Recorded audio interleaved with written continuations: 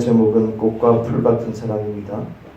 말씀의 제목은 꽃과 풀 같은 사람이라는 제목으로 함께 은혜를 나누고자 합니다. 세상에서 수많은 질병이 있는데 특히 암 환자, 그죠? 말기 암 환자 같은 분이나 아니면 아주 희귀병에 걸렸거나 그런 아주 깊은 질병에 걸린 사람들이 우리가 TV에서 종종 볼 수가 있지요. 깊은 산속에 들어가죠. 도시를 떠나서 산속에 깊은 곳에 사람이 발걸음 없는 그곳에 가서 다 나무로 집을 짓기도 하고 약초를 캐서 먹고, 그죠? 산속에서 이리저리 다니면서 좋은 맑은 물도 마시고 공기도 마시고 자연을 보면서 그렇게 하다 보니까 자기도 모르게 점점 치유되고 좋아지고 회복되었다. 그리고 그 노하우를 TV에서 많이 또 종종 볼 수가 있어요. 참 신기하죠. 하나님이 지으신 그 자연 속에 그대로 들어가면 이렇게 많이 치유가 되고 회복이 되는 것을 우리가 엿볼 수가 있습니다. 이렇게 산에 들어간다, 산 중앙에 들어간다, 아픈 사람들이 들어가서 치유받고 회복된다. 깊은 뜻이 있는 것 같습니다. 구약에서 산이라 하면, 그렇죠? 바로 하나님의 임재가, 하나님의 영광이 있었던 곳, 그죠? 신의 산도 있고요. 그죠? 이렇게 산, 의미가 깊습니다. 그리고 모세가 바로 그 산에서 율법을 받게 되지요. 하나님으로부터 그 율법의 말씀을 받게 됩니다. 신약은 또 어떻습니까? 산이란 것은 무엇일까요? 신약, 예수님께서 습관적으로 어디 가서 기도하십니까? 바로 산에서 기도하시죠. 습관적으로 항상 사역을 끝마치시고 긍휼을 다 베푸시고 또 홀로 또 산에 올라가서 또 밤이 맞도록 기도하시는 그런 예수님의 모습을 우리가 말씀에서 찾아볼 수 있지요. 그리고 유명한 그 팔복의 사람을 그 말씀을 선포할 때, 산상수훈을 선포할 때 수많은 영혼들과 함께 산에서, 그렇죠? 예수님이 산에서 이렇게 또 말씀을 선포하셨지요. 산은 참 성경에서 뜻깊고 지금 우리의 삶 속에서도 어떤 극한 질병 속에 있는 사람들에게도 어떤 희망이 될 수 있는 것이 아닌가라고 또 생각이 듭니다. 오늘은 이 산을 보는데 이 산에서 우리가 가까이 좀 더 자세히 들여다보기를 원하는데요. 산에 보면 무엇이 있을까요? 산 속에 무엇이 있는가? 여러 가지 것들이 있죠. 그런데 오늘 본문 말씀에서 나온 것처럼 오늘 바로 꽃과 풀을 함께 보기 원합니다. 꽃과 풀입니다. 꽃과 풀. 산 안에 무엇이 있는가? 산을 이루고 있는 것 중에서 많은 풀들이 있다는 거죠. 빼낼 수가 없죠. 이것은 뺄 수가 없죠. 풀이 있다. 그리고 계절마다 피는 꽃들이 있다. 풀과 꽃. 마태복음 6장 30절, 오늘 본 말씀 30절 보니까 하나님이 입히신다. 풀 입히신다. 라고 되어 있고요. 마태복음 6장 29절 보니까 솔로몬보다 그 영광이 더 크다. 꽃의 영광이 그 솔로몬의 영광보다 더 크다. 솔로몬은 부귀영화를 다 누렸지요. 아버지 다윗을 인해서 하나님의 마음에 합한 자 다윗 때문에, 아버지의 신앙 때문에 자녀가 그렇게 또 은혜를 받는 것을 봅니다. 이렇게 수많은 좋은 아주 탁월한 놀라운 그런 영광을 솔로몬이 받았음에도 불구하고 길거리에 핀 그런 백합화, 꽃 하나의 영광보다 못하다라고 말씀했어요. 이것은 누가복음 12장 27절도 동일하게 말씀을 성경은 나타내주고 우리에게 계시합니다. 왜 그랬는가? 다른 뜻도 있죠. 하나님께서 입히시는 것에 대해서 말씀하시는데 오늘 조금 색다르게 보기 원합니다. 이렇게 하나님이 왜 이렇게 솔로몬보다 더 영광이 크냐? 그런 꽃이, 길거리에 피어있는 꽃이 왜 그 영광이 크냐? 라는 것을 우리가 집중하기 원해요. 이사야서 40장 6절부터 7절을 보면요. 이사야 40장 6절부터 7절 제가 읽어드리겠습니다. 말하는 자의 소리여 이르되 외치라 대답하되 내가 무엇이라 외치리까 하니 이르되 모든 육체는 풀이요 그의 모든 아름다움은 들의 꽃과 같으니 풀은 마르고 꽃이 시듬은 여호와의 기운이 그 위에 부음이라 그 이 백성은 실로 풀이로다 라는 말씀을 있습니다. 자, 사람을 두고 지금 하나님께서 뭐라고 말씀하신 것? 바로 사람의 몸은 풀이다. 사람의 몸은 풀이다. 그리고 모든 아름다움은 들에 피는 꽃과 같다. 결론적으로 사람들은 풀이다 라고 이렇게 이사야서 말씀을 계시하고 있습니다. 사람들이 풀이다. 뭡니까? 연약함을 얘기하고 있어요. 사람들은 어떤 존재인가? 사람이란 존재는 무엇인가? 풀이다. 풀. 그리고 아름다움, 사람들의 그 모든 아름다움 무엇이냐? 들에 핀 꽃과 같다. 꽃. 그만큼 사람들이 연약하다는 것을 나타내주고 있습니다. 예수님께서 십자가에 달리시기 전에 갈등하셨죠. 이 잔이 내게서 옮겨지기 원합니다. 이거 안 꺼내요.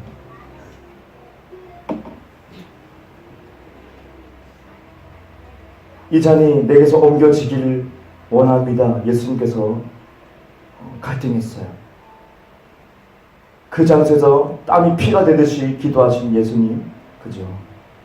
근데 그것에서 가장 가까이 접했던 것이 뭔가? 우리가 그 모습을 그려볼 때에 예수님이 땀이 피가 되듯이 집중해서 갈등하시면서 기도하시는데 산에서요. 근데 가까이 우리가 그 그림을 그려다보면 바로 예수님과 같이 아주 가까이 호흡했던 것이 무엇인가? 제자들입니까? 아니죠. 더 가까이 호흡했던 것이 뭡니까? 바로 그 산에 있는 풀이에요. 그 풀들이 예수님의 모든 숨소리를 듣고 모든 그 거친 숨을 다 느끼고 그 땀방울, 그 피가 되는 것을 받으면서 풀들이 다 느끼고 있지 않았을까? 라고 생각해요. 그리고 그 장소에 가까운 데서 또 제자들이 잠을 자고 있죠. 그들은 아직 거듭나지 못하여서 영적인 말이 뭔지도 모르고 영적인 의미로 예수님께서 왜 괴로워하시는지도 다 이해를 못하고 육신적인 제자들이 아직 거듭나지 못하여서 다 잠에 빠져들고 있죠. 그들이 잠을 쿨쿨 자고 있을 때 그들과 같이 가까이 호흡했던 것은 뭡니까? 바로 풀들입니다. 산에 있는 풀들. 이 장면들은 굉장히 계시적이죠. 사람의 연약한 큰 일을 앞두고 정말 하나님의 큰 계획을 앞두고 모두가 기도해야 될 시간에 잠에 빠져있는 연약한 사람의 모습. 항상 산을 가면 우리는 밟죠. 길거리 가도 밟아버리죠. 그냥 일상으로 지나가죠. 풀들은 항상 밟히고 찢겨지고 뜯겨지고 꽃들도 마찬가지고 그렇게 연약합니다. 태풍이 불면 그냥 날아가 버리고 뜯겨지고 개들이 지나가다가 오줌 싸버리고 뜯어 먹어버리고 그죠? 토끼가 지나가다가 그냥 뜯어 먹어버리고 굉장히 연약한 풀이죠. 꽃도 마찬가지고 연약하죠. 우리가 예수님께서 이렇게 땀방울이 핏방울이 될 때까지 기도하시는 모습을 그려볼 때 예수님만 있는 것이 아니었고 제자만 있는 것이 아니었고 산에서 풀들이 있었고 꽃이 있을 것이다. 그만큼 풀처럼 꽃처럼 연약한 사람입니다. 예수님 또한 사람의 몸을 입고 오셔서 십자가에 달리시기 전에 갈등하셨던 인간으로서 완벽한 인간으로서 완벽한 하나님으로서 그 갈등하는 모습 우리가 사람은 풀과 같구나. 이 말씀이 정확하구나. 연약하다. 금방 찢길 수가 있다. 우리가 예수님 모습을 통해서도 우리는 풀이라는 것을 알 수 있죠. 하지만 예수님이 하나님의 은혜 때문에 다시 올바른 선택을 하게 되죠. 아닙니다. 아버지 뜻대로 되기 원합니다. 내가 십자가에서 죽어야 됩니다. 채찍을 맞아야 되고 살점이 떨어져 나가야 되고 핏줄이 다 터져야 되고 피범벅이 돼야 되고 사람들의 조롱거리가 되고 그 고통을 참아내야 되는 것. 그걸 선택하겠습니다. 위대한 선택을 하게 되죠. 그 또한 무엇입니까? 사람으로서 할 수 있다는 것. 하나님의 은혜로 사람으로서 그것을 선택할 수 있다. 순결을 선택할 수도 있고 그죠? 내가 다른 사람을 섬길 수가 있다. 용서할 수도 있고 사랑할 수도 있다. 그것을 또한 한편으로 보여주고 있습니다. 이것은 무엇인가? 고린도서 13장 9절은 약할 때 강하되신다. 약할 때 강하게 된다. 고린도서 11장 30절 바울이 자기를 자랑한 것은 무엇인가? 나의 연약함을 자랑한다. 인생은 풀이다. 인생은 꽃이다. 베드로를 비롯해서 많은 영혼들이 예수님 앞에서 잠에 빠져버린 그런 나약하고 어처구니 없는 모습도 보이지만, 하지만 하나님의 은혜 때문에 예수님은 땀이 핏방울이 되면서 위대한 선택을 하신 것처럼 사람으로서 할 수 있다는 것. 연약하니까 또 할 수 있는 것이 있어요. 난 아무것도 할 수가 없어요. 인간의 몸을 입고서는 도저히 뭔가를 이룰 수가 없어요. 지금 상황을 참아낼 수도 없고 뭔가 돌파할 수도 없을 것 같아요. 그냥 도망쳐버리고 싶거나 그냥 구석에 앉아서 아무도 모르는 곳에 있고 싶은 그런 마음이지요. 하지만 하나님의 은혜 때문에 약할 때 강함 되신다. 바울이 늘 찬양합니다. 여러 해석이 있지만 바울은 또 눈에 질병이 있다는 해석도 있고, 또 다른 해석은 외부적인 어떤 핍박들, 엄청 핍박을 당했죠. 복음을 전파하면서 같은 형제로부터 사기를 당하기도 하면서, 그죠? 고발을 당하기도 하고, 못 먹고 굶주리고 헐벗고 죽을 고비를 넘기는 그런 것들이 또 하나님께서는 족하다. 너의 은혜가 족하다. 어제도 제가 또 늘 이 말씀을 묵상하며 주님께 가다가도 주님 이것저것 말을 생각을 비우고 말을 툭툭툭 내뱉으니 하나님께서 말씀하시는 거예요. 너의 은혜가 족하다. 너의 은혜가 족하다. 내가 너에게 베푼 은혜가 족하도다. 그러면서 모든 이치가 내가 지금 걸어가는 길이 한 발짝 한 발자국이 하나님의 계획이고 가장 탁월한 길이라는 것을, 가장 만족할 만한 은혜라는 것을 주님도 깨닫고 감사하게 되더라고요. 그렇구나. 남을 비교했을 때는 내가 너무 부족할 것 같고 너무 아무것도 아닌 것 같은 우리지 않습니까? 그런데 하나님께서는 족하다, 충분하다 이렇게 말씀하시고, 그 마음이 이해가 되는 것이 계시가 말일까 이해가 되면서 그저 감사합니다라고 나도 모르게 그냥 고백이 나옵니다. 바울이 바로 그러지 않았을까 생각해요. 주님께서 족하다. 네가 핍박받는 것, 아니면 때로는 너의 눈에 어떤 질병이 있는 것 족하다. 지금 이대로 네가 복음을 전파하는 것 족하다. 바울을 감사할 수 있는 그런 마음이 준비가 됐었죠. 연약할 때 하나님이 힘있게 도우시니, 바울이 이것을 강력하게 말씀했던 것은 자기가 연약하기 때문에 하나님을 더 많이 의지할 수 있었던 거죠. 세상에 예수님께서 오셔서 권력을 잡고 있던 사람이 누구입니까? 서기관과 바리새인들 아니겠습니까? 종교 지도자들, 그들은 지식이 많은 사람이었잖아요. 그 사람들은 강한 사람이었어요. 그 사람은 아는 사람이었고, 그 사람 높은 사람이었고, 모두가 존경하는 사람이었죠. 그 사람은 강했단 말이죠. 하지만 그들은 세상을 변화시킬 수가 없었어요. 서기관과 바리새인은 예수님께 책망을 받죠. 너희들은 천국 못 간다는 거죠. 천국 갈 사람도 다 너희들 뜯어 말리면서 너희들도 못 가고 다른 백성들도 못 가게 한다 지적하시죠. 머리만 커서 지식만 많아서. 하지만 아무것도 아닌 베드로, 어부, 비린내나는 사람들 다 꺼리는 천대시 받는 어부들이, 세리가, 배신자, 나라의 배신자가, 그들이 예수님을 만나니까, 연약한 자들 만나니까 어떻게 됩니까? 강하게 됩니다. 예수님이 땀이 핏방울 되듯이 기도할 때 그들은 잠에 빠진 연약함을 보이지만 성령을 받고 나서부터 사도로서 탁월하게 그들은 성장하고 리더십을 발휘하죠. 그리고 우리나라까지 복음이 전파된 것은 참 기가 막힙니다. 그들이 연약하지 않았다면, 그들이 서기관과 바리새인처럼 지식이 많았고 자랑할 것이 많았다면 이랬을까? 절대 그러지 못한다. 인간은 풀이다. 그럼으로 인해서 연약하다. 하지만 너희들은 강하다. 왜요? 하나님의 은혜가 족하기 때문에. 그만큼 크게 하나님이 역사하십니다. 내가 나를 비운 만큼 하나님이 역사하시죠. 여러분 자신을 낮춘 만큼 하나님이 그만큼의 공간을 채우신다는 거죠.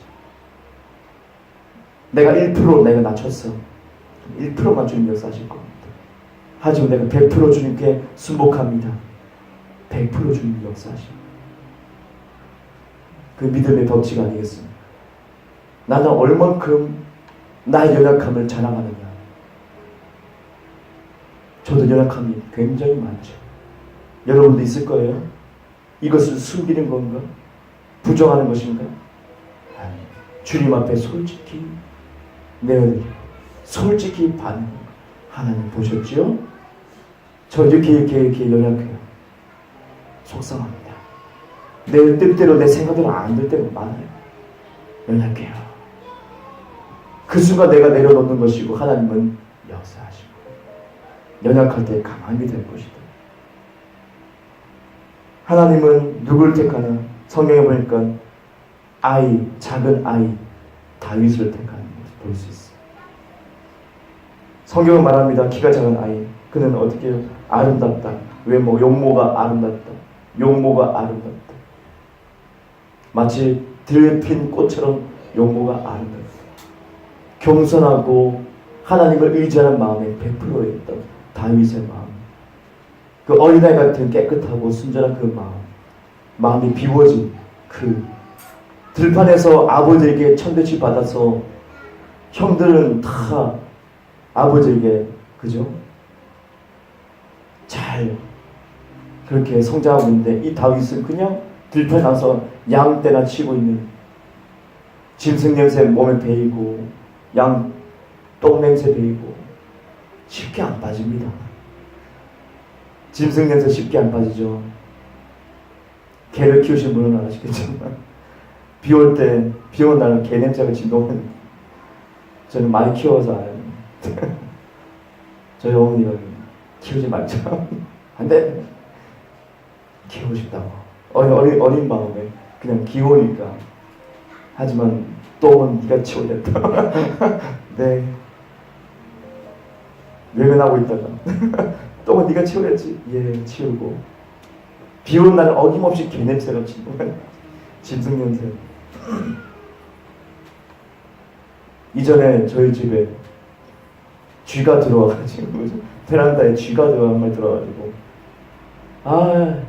이 쥐새끼가 속썩여가지고 너무 무서웠어요. 저도. 하지만 때려잡았는데 확실히 짐승 들으면 짐승 냄새가 나더군요. 그 베란다에 사과를 놔뒀었거든요. 향긋했어요. 사과 향기가 났습니다. 근데 이 향기를 맡고 이놈이 하수구를 뚫고 들어와가지고 갉아먹고 쥐똥을 여기저기 싸놓고 저를 화나게 했어. 베란다를 열었는데 이상하게 짐승 냄새가 나요. 제가 익숙한 개 냄새, 그 비 온 날에 그 냄새를 아니까 딱 짐승 냄새가 이상한데 사과를 들춰보니까 갉아먹었어요.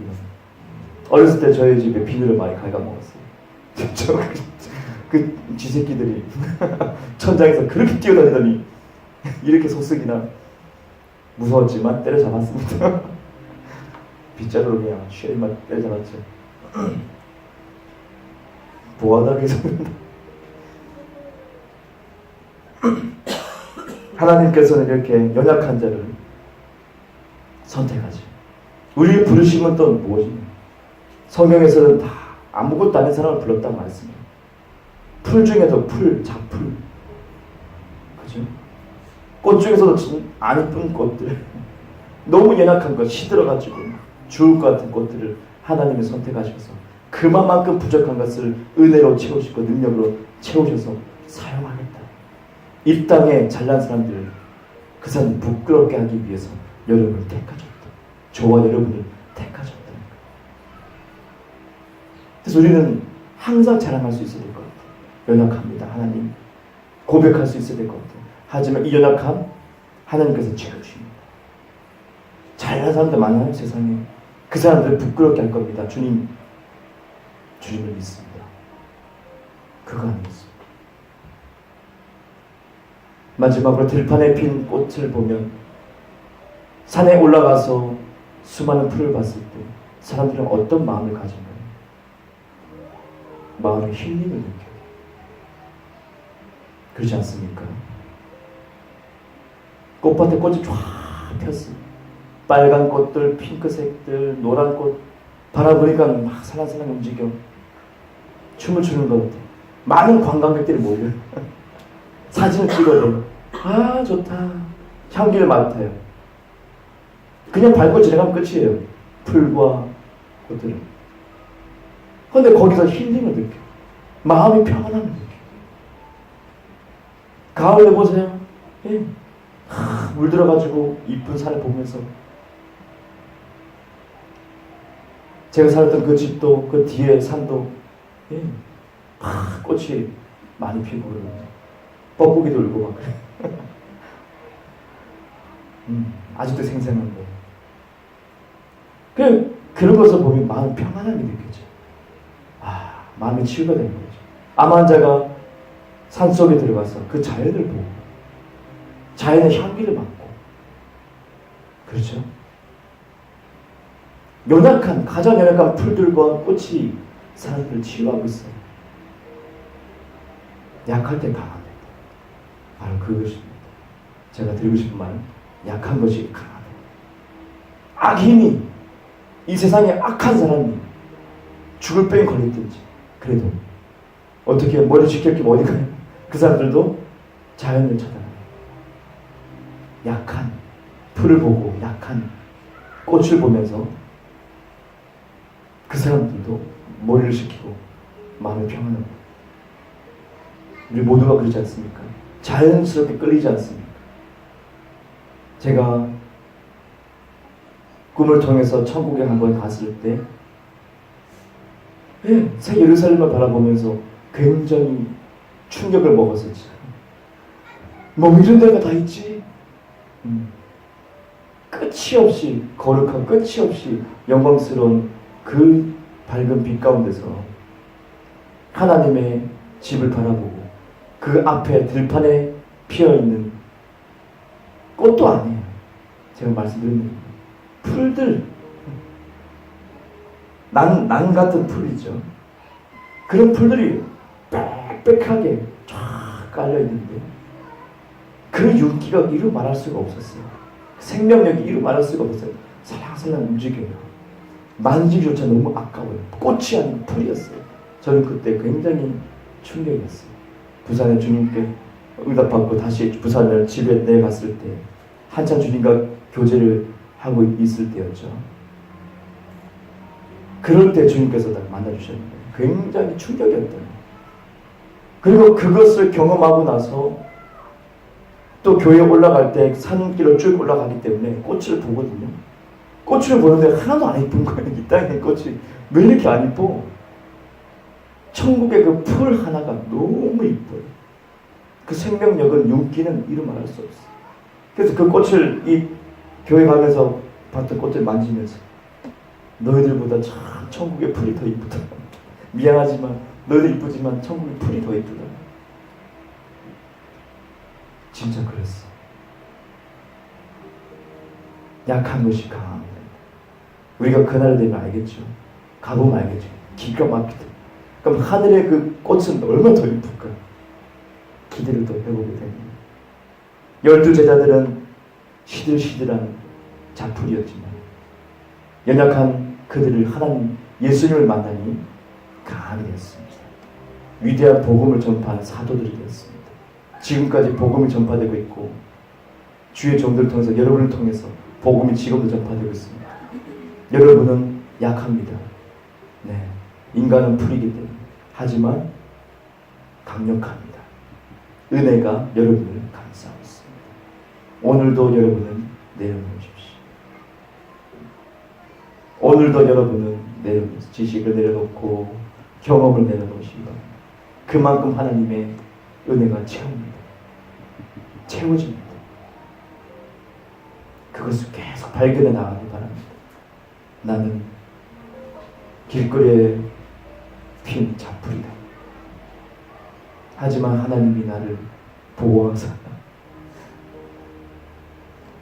내가 내려줄 만큼 채워주시는 하나님의 큰 은혜를 우리 모두가 다 경험하며 승리하기 원합니다. 기도하겠습니다. 놀라우신 아버지, 우리를 채워주시고 아무것도 아닌 한 사람 한 사람 불러주셔서 주님, 이 세상에 목이 곧은 사람들 앞에 주님, 그들을 부끄럽게 하기 위해서 하나님 우리를 선택하심을 감사합니다. 우리 하늘소망교회도 수많은 교회, 큰 교회 이 지역에 많습니다. 하지만 주님, 목이 곧은 그 교회, 아버지, 그들을 부끄럽게 하기 위해서 연약한 들풀과 같은 잡풀과 같은 아버지 하나님, 하늘소망교회를 세워주시고 이 자리에 심어주셔서 감사합니다. 하나님, 우쭐대지 않고 교만하지 않고 자랑치 않고 오직 자랑할 것은 연약함이라. 하나님, 잊지 않게 하시고 그만큼 비워지게 하여 주옵소서.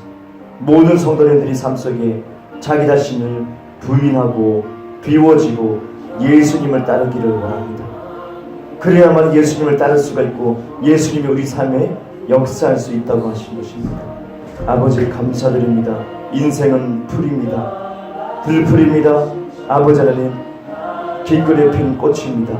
밟히면 끝납니다. 연약합니다. 너무 연약합니다. 하지만 모든 사람들은 꽃을 보기 원합니다. 그리고 치유를 받습니다. 마음이 평안을 얻습니다. 바로 그것입니다. 약할 때 강한 됩니다. 하나님, 그 꽃 한 송이가 많은 사람의 감동을 줍니다. 아버지 하나님, 그 풀이, 제가 천국에서 봤던 그 풀이 제 마음의 감동으로 다가와서 이 땅에 비할 바가 없다는 것을 깨닫겠습니다. 하나님, 감사합니다. 연약한 풀, 연약한 꽃이 강합니다. 사람을 변화시킬 수 있습니다. 우리가 바로 풀이고 우리가 바로 꽃입니다. 우리는 사람을 변화시킬 수 있습니다. 아버지 하나님, 아무것도 아닌 사도들처럼 그들의 세상을 변화시킨 것처럼 우리도 그러합니다. 우리도 그러합니다. 우리도 그러합니다. 발에 밟히는 꽃처럼, 발에 밟히는 풀처럼 예수님이 짓밟혀서 연약한 풀이 되었을 때 십자가에서 많은 사람이 그것을 보고 감동으로 살아납니다. 아버지, 감사합니다. 주님, 이 시간에 이 계시로 우리 모두가 주님 내려지게 하시고 주님 채우소서. 주님께서 100% 역사하소서. 다 같이 통성으로 기도합니다.